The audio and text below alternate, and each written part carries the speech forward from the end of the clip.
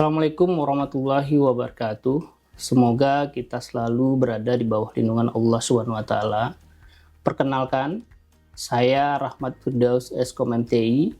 Saya adalah dosen tetap program studi Teknik Informatika Universitas Muhammadiyah Riau. Saat ini saya sedang mengikuti proses seleksi sertifikasi dosen gelombang pertama yang diselenggarakan oleh Kemendiksayentek tahun 2025. Saya akan melakukan penyusunan dokumen pernyataan diri dosen dalam unjuk kerja Tridharma Perguruan Tinggi atau PDD UKT-PT. Pada kesempatan ini, saya akan menjelaskan salah satu mata kuliah yang diampu, yaitu jaringan komputer.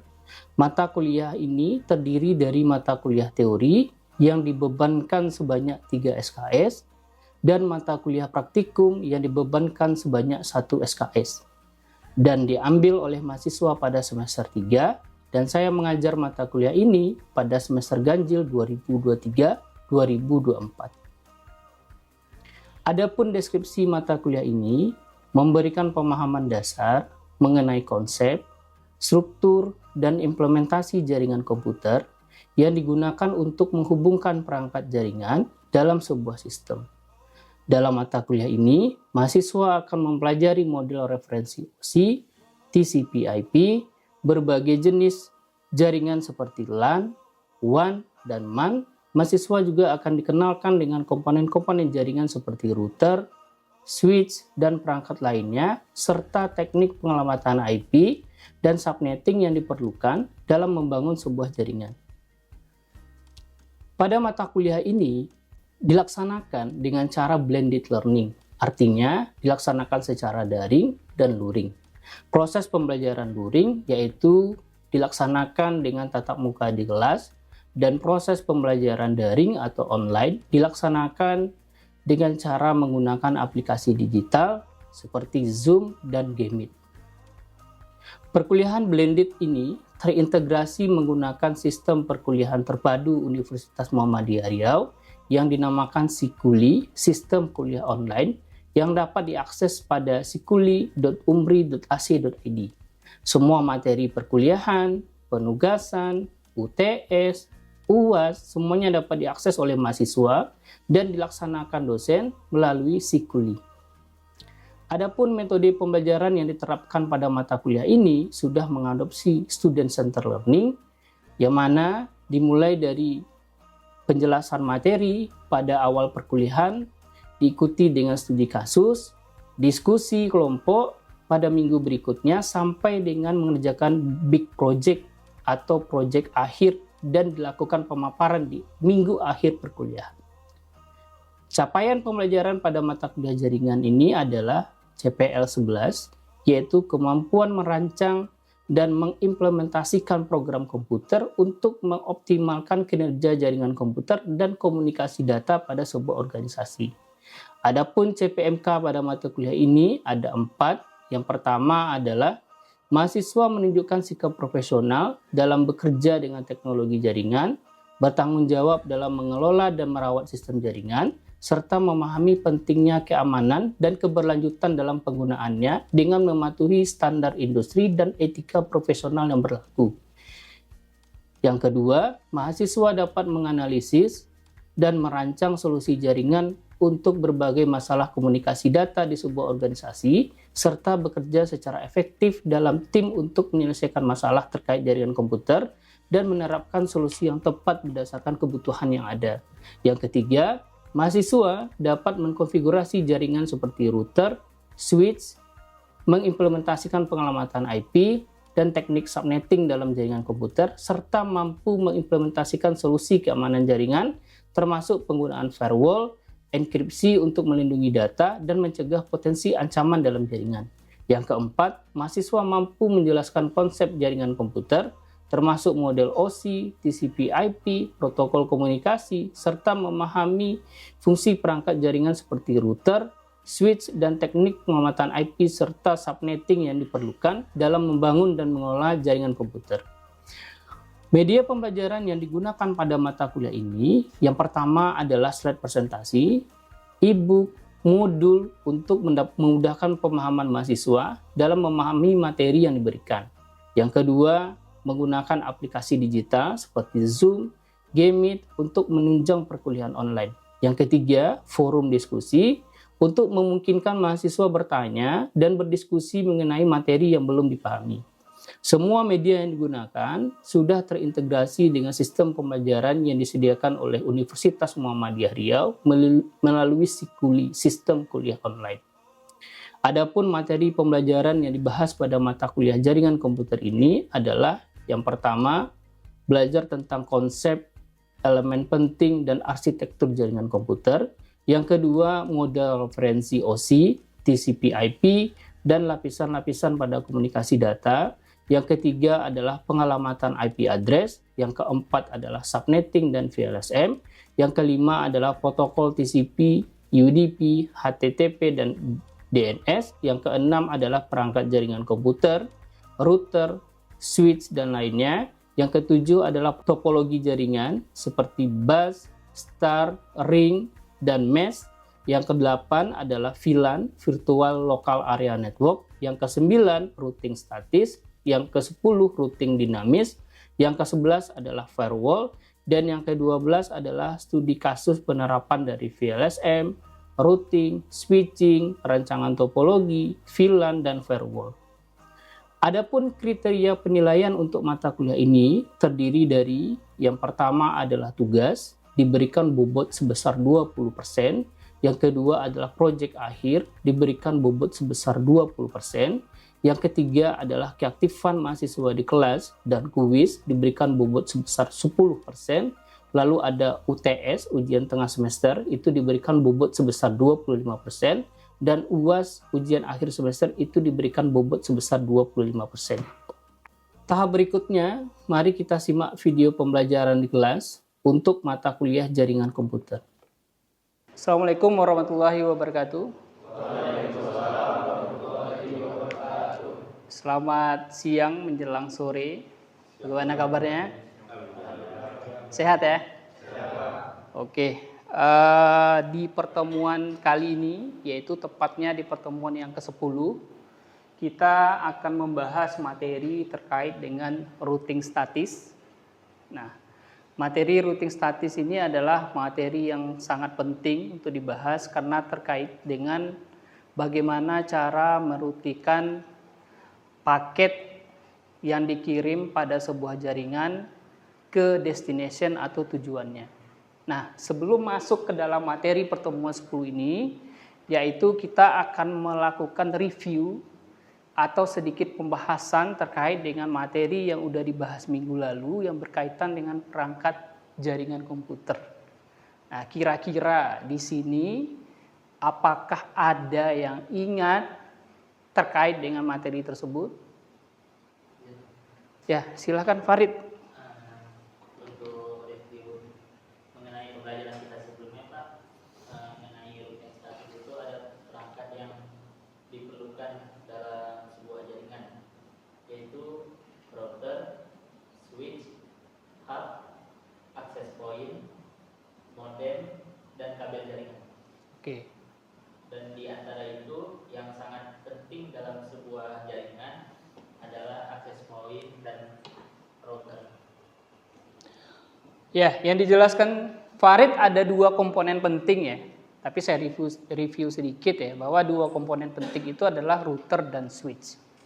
Nah, jadi komponen paling penting dalam sebuah perangkat jaringan adalah router dan switch. Apa fungsi dari router? Ada yang tahu fungsi dari router? Nah, Farid, ya silakan. Router itu adalah otak dari sebuah jaringan, Pak. Jadi router itu sederhananya berfungsi untuk meneruskan paket data antar jaringan yang berbeda. Oke, kalau switch? Kalau switch sendiri merupakan penghubung antara perangkat jaringan lokal atau yang kita sebut biasanya LAN dan meneruskan data antara perangkat ke perangkat lain. Oke, benar ya. Bahwa router itu berfungsi untuk merutekan jalur atau paket dikirimkan ke tujuannya, sedangkan switch itu sebagai penghubung dua buah perangkat antara router dengan end user atau disebut sebagai PC. Nah, sekarang kita balik ke sini yaitu materi pertemuan 10. Kita lihat di gambar slide saya, itu ada, jadi gambar yang ada arah panah itu adalah gambar sebuah router, ya. Itu adalah simbol yang menyatakan bahwa itu adalah sebuah router. Lalu di simbol itu ada berapa banyak routernya? Ada 3 ya. Bahwa kita tahu routernya itu ada 3, terdiri dari port 1, port 2, port 1 lagi, port 2, port 1 dan port 2. Bahwa di masing-masing router itu ada 2 port. Masing-masing router itu ada 2 port yaitu port 1 dan port 2. Dan di situ ada 3 router yaitu router A, router B dan router C. Nah, kalau seandainya router A mau pergi ke router B yang arah portnya adalah port 2, dia bisa tahu jalannya nggak kira-kira? Router A saya gambarin lebih detail ya. Gambarin lebih detail kira-kira konsepnya seperti ini. Ini adalah disebut sebagai user atau pengguna. Dan ini juga disebut sebagai user atau pengguna. Analoginya adalah seperti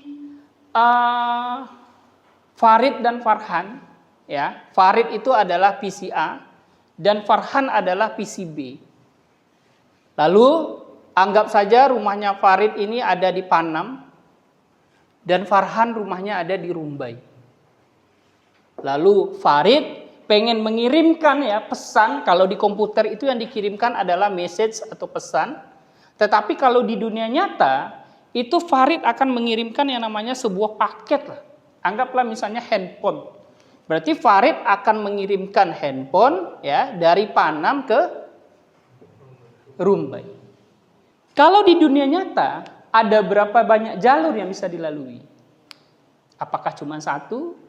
Lebih dari 1? Atau lebih dari 2 atau lebih dari 3? Mungkin jawabannya adalah lebih dari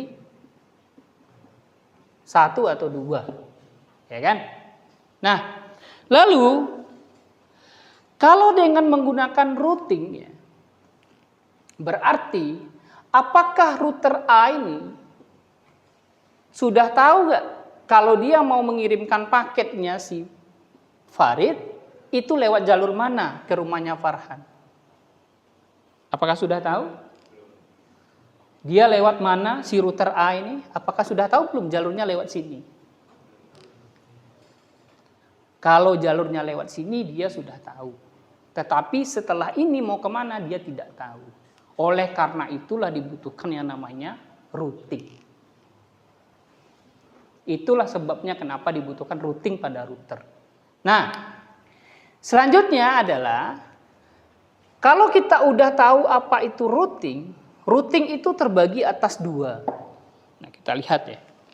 Routing itu terbagi atas 2. Ada yang namanya statik dan ada yang namanya dinamis. Ada yang namanya statik dan ada yang namanya dinamis. Nah, yang kita bahas pada pertemuan ini adalah kita bahas terkait dengan routing statik. Ini yang akan kita bahas, routing statik. Static route atau routing adalah kita akan mengkonfigurasi tujuan dari paket secara manual. Artinya apa? Paket yang dikirim oleh si Farhan tadi, si Farid tadi, itu akan dikonfigurasi dari masing-masing setiap routernya. Router A dikonfigurasi jalurnya mau kemana, router B dikonfigurasi jalurnya mau kemana, router C dikonfigurasi jalurnya mau kemana. Nah, konsep dari router ini adalah router ini hanya tahu alamat tetangganya. Router A tetangganya siapa? Router B. Router B tetangganya siapa? Router C. Bayangkan kalau seandainya mereka nggak saling mengenal, apa yang terjadi? Apa yang terjadi kalau seandainya router A nggak kenal router B, nggak kenal router B, nggak kenal router C?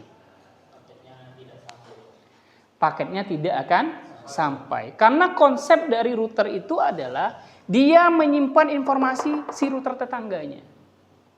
Contoh misalnya nih, Farhan dan Farid kalau saling berkenalan kira-kira bisa tahu nggak rumahnya kalau ditanya gitu kan ya? Nah, tahu nggak misalnya? Pasti tahu kan rumahnya Farhan di mana, rumahnya Farid di mana. Tapi kalau Farhan nggak kenal sama Rifki, apa yang terjadi?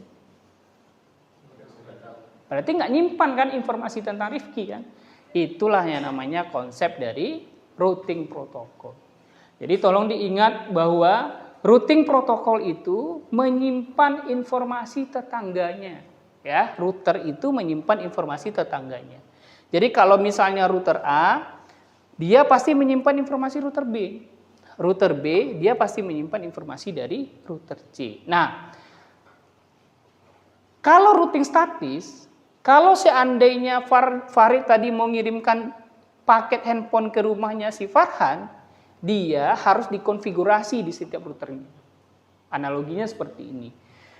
Farid mau ngirim handphone nih, otomatis lewatnya lewat mana? Lewat router A nggak? Nah, lewat router A. Paket yang dikirimkan oleh Farid tadi, itu jalurnya lewat mana? Maka dikonfigurasi di masing-masing router. Lalu di bagian sini dikonfigurasi juga. Setelah sampai paketnya, paket yang dari Farid tadi mau dikirim lewat mana jalurnya? Oh, lewat sini. Nah, barulah sampai paketnya. Itu konsep dari static route. Kalau konsep dari dynamic route adalah, konsep dynamic route ini adalah paket yang ditempuh oleh router akan dipilih secara otomatis. Nah, pernah pakai Google Maps? Pakai Waze? Pernah kan? Ketika kita klik, kita mulainya dari mana, lalu destination-nya dari mana, itu otomatis jalurnya bisa kelihatan nggak? Bisa kan ya? Bisa kelihatan jalurnya kan? Nah, bisa kelihatan nggak kita itu ketika otomatis jalurnya itu dipilihnya jalur terpendek, jalur tercepat kah atau bagaimana? Jalur? Pasti jalur terpendek kan? Nah, itu yang disebut dengan konsep dari routing dinamis. Oke. Ada pertanyaan sampai sini? Silahkan kalau ada pertanyaan.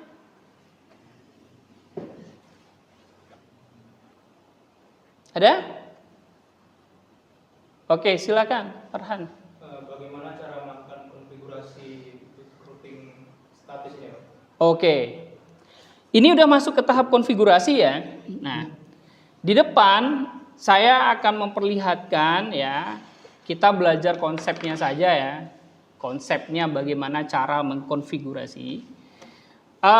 Di sini ada berapa banyak router? Ada berapa jenis dulu perangkatnya? Ada berapa? Ada 2 jenis.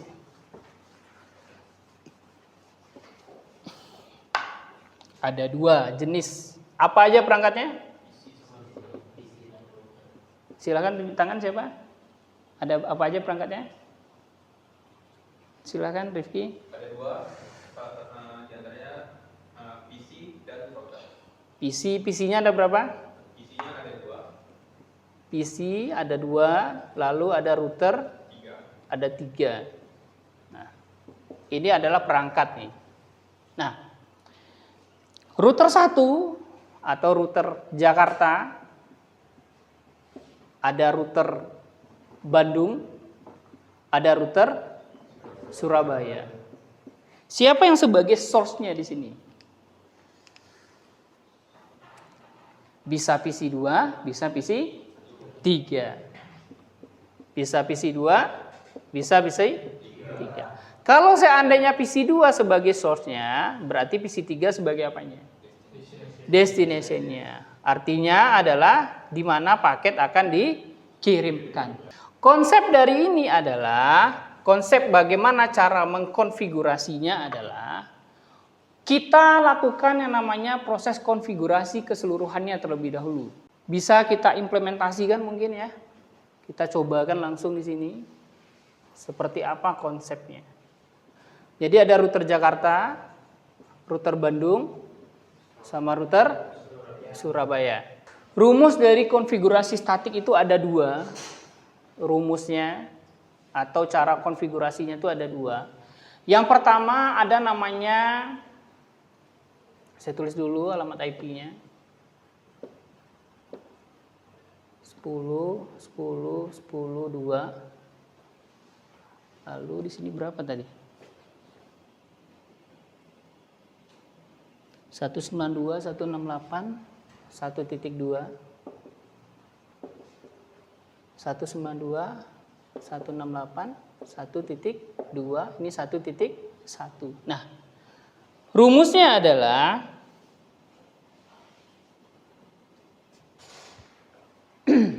kita lihat yang di sini ya. IP root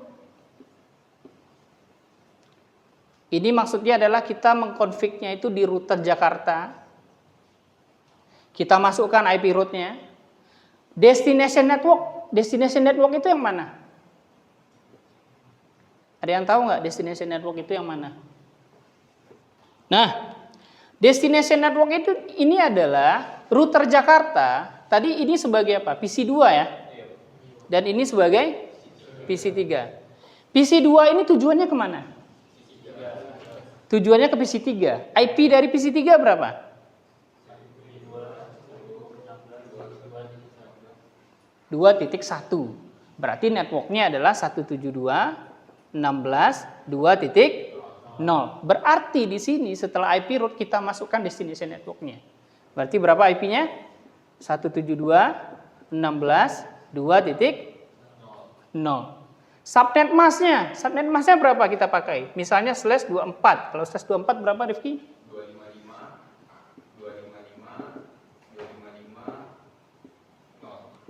255.0. Nah, poin pentingnya adalah yang di sebelahnya. Ini router Jakarta, benar kan ya? Router tetangganya router siapa? Router Bandung. Router Bandung itu IP-nya berapa? Berarti 10, 10, 10.2. Berarti kesimpulannya adalah 172.16.2.0 itu sebagai apa? Source-nya atau IP tujuannya, bukan source ya, tapi IP tujuan, dia mau kemana. Ini apanya? Subnet mask, dan ini IP dari tetangganya. Kalau tidak pakai IP tetangganya, kita pakai interface-nya. Nah, di sini interface-nya berapa? FA 0 garis miring 0. Berarti di sini kita tulis adalah IP root 172.16.2.0 255.255.0 berarti FA 0/0. Nah, sekarang saya mau kasih kuis nih. Kira-kira bisa nggak? Atau ada yang bisa nggak untuk mengkonfigurasi IP root-nya dari router Surabaya? Silahkan. Oke, Rifki silahkan. Ini spidol. Langsung ditulis saja di sini. Kita pakai yang namanya IP address ya. Dia kan ada dua tekniknya, ada yang pakai IP root, ada yang pakai IP, ada yang pakai interface. Berarti dari sini tujuannya mau ke PC 3. Bikin baru nggak Pak? Bikin di bawahnya aja.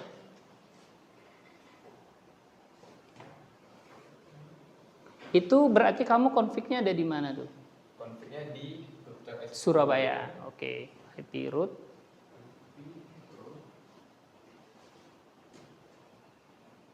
Tujuannya, lihat konsepnya, destination network-nya. 1 itu.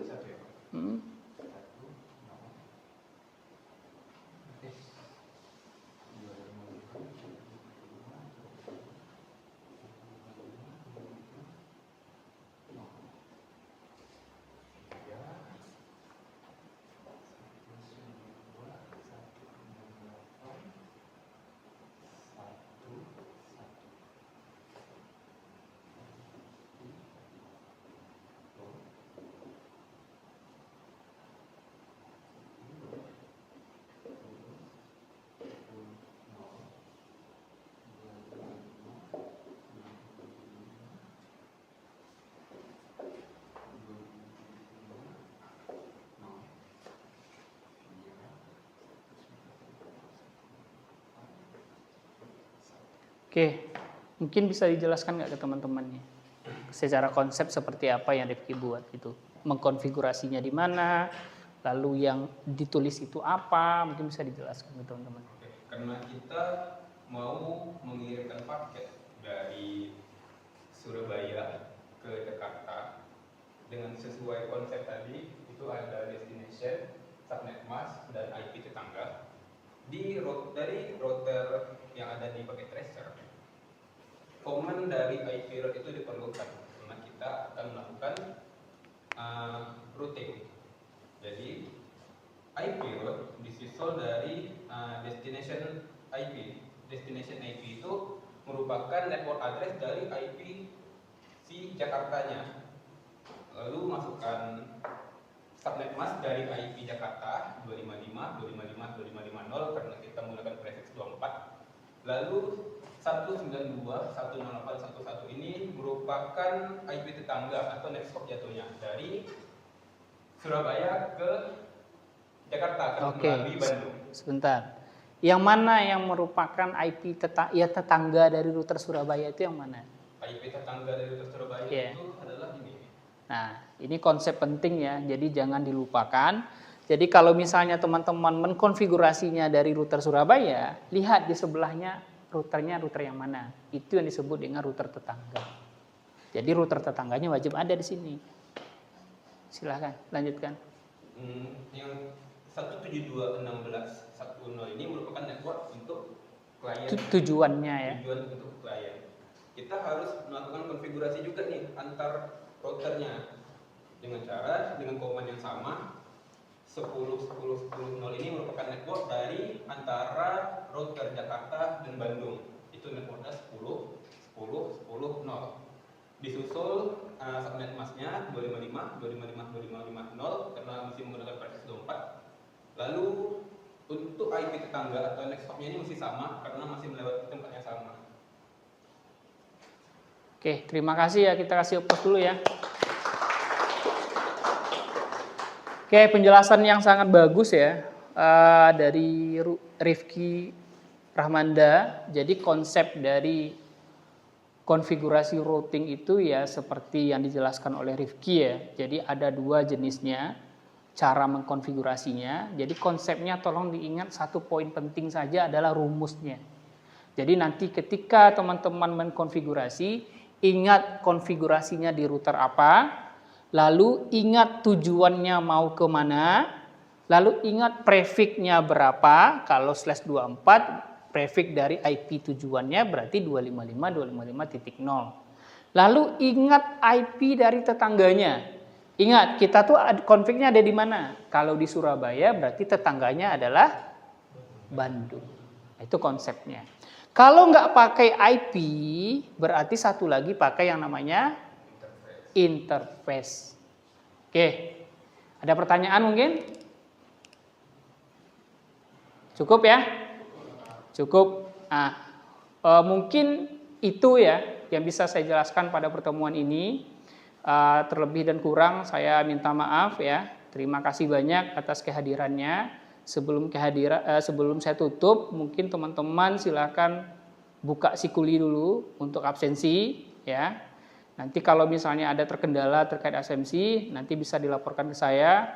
Saya akhiri, wabillahi taufiq wal hidayah. Assalamualaikum warahmatullahi wabarakatuh. Waalaikumsalam.